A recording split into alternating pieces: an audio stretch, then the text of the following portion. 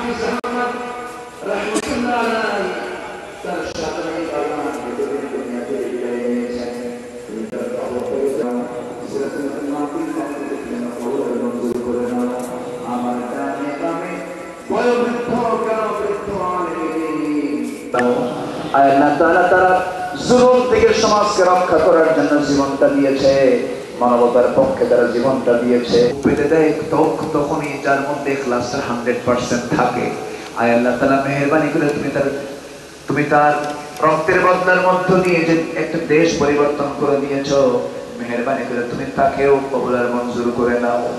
আয় আল্লাহ তাআলা তোমার কাছে ফরিয়াদ করি, দুনিয়া থেকে কোন দিন বিদায় নেব বসলে পরে আল্লামা সাইদির কথা মনে হয়ে যায়। আয় আল্লাহ তাআলা তুমি তার কবর থেকে জান্নাতের নূর দিয়ে মুনাফফার বানায়া দাও।